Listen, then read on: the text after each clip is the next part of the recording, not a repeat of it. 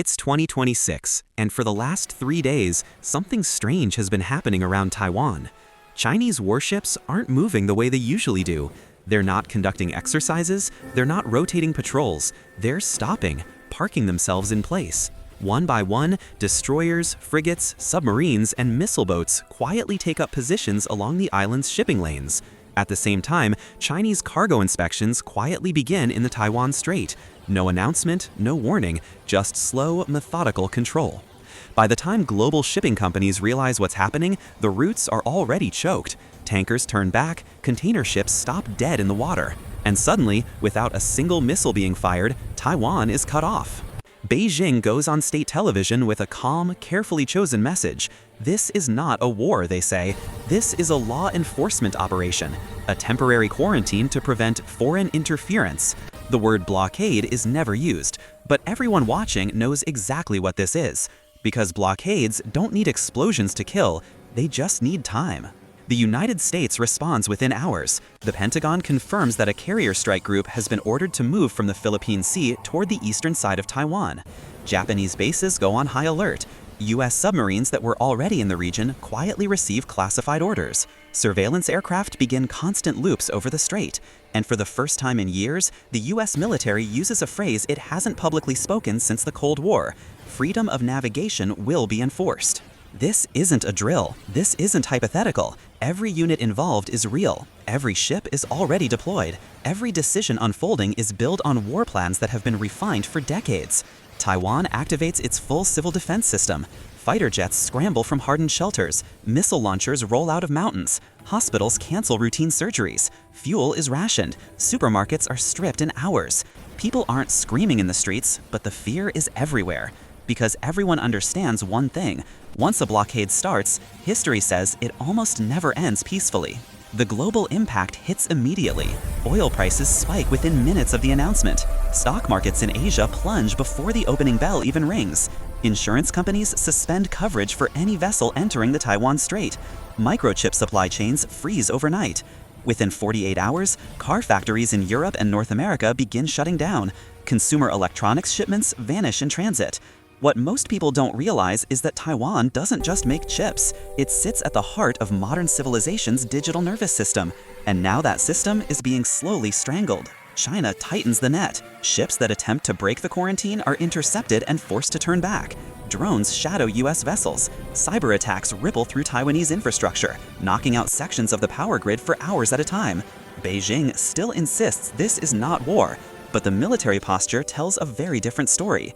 Ballistic missile units go active along the coast. Rocket artillery is repositioned. Amphibious assault ships begin streaming south from Chinese ports in a movement that cannot be hidden. Taiwan's leadership faces a nightmare choice: fight now and risk annihilation, or wait and slowly suffocate.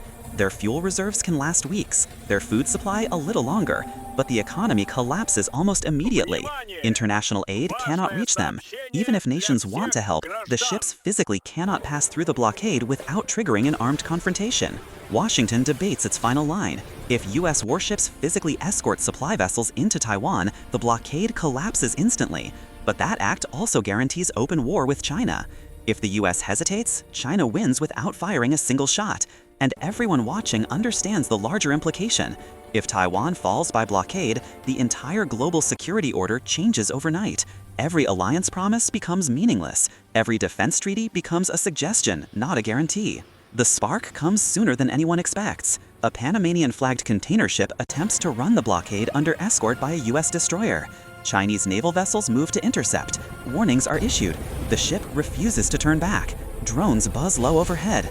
Radar locks activate. And then, in a moment that lasts less than 2 seconds, a Chinese missile boat fires a single warning shot across the destroyer's bow.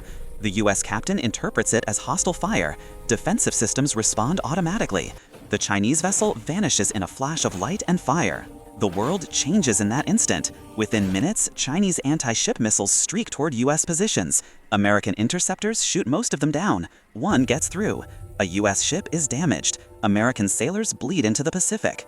While diplomats still attempt emergency calls, the military machine has already moved beyond human speed. Air power explodes across the region. Stealth fighters punch through Chinese airspace. Radar sites go dark one after another.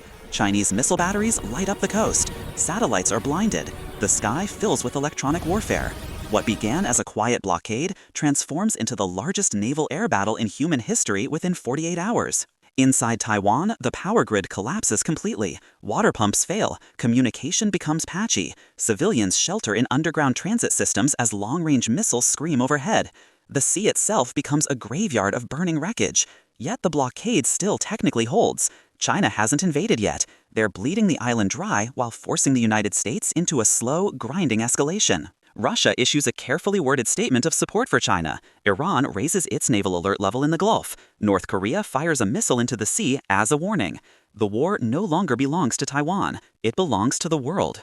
Markets crash harder than they did during the pandemic. Insurance collapses. Trade contracts evaporate. Nations begin hoarding food and fuel openly. Governments quietly activate emergency economic powers that haven't been used in generations. After weeks of fighting, Taiwan's fuel reserves reach critical levels. Fighter jets can no longer stay in the air permanently. Missile launches become rationed. The island can still fight, but it cannot sustain a war of endurance. That was always the logic of the blockade.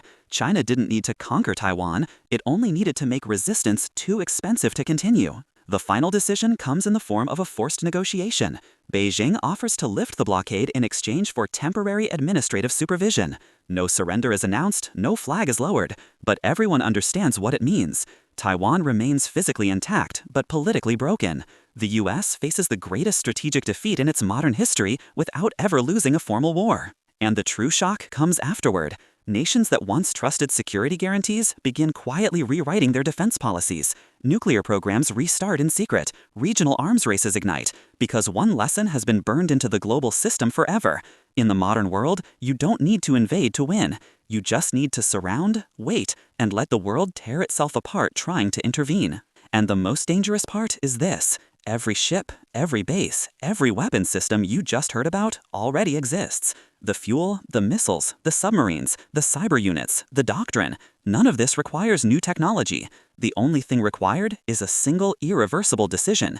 And once that decision is made, there is no rewind button for the world that follows.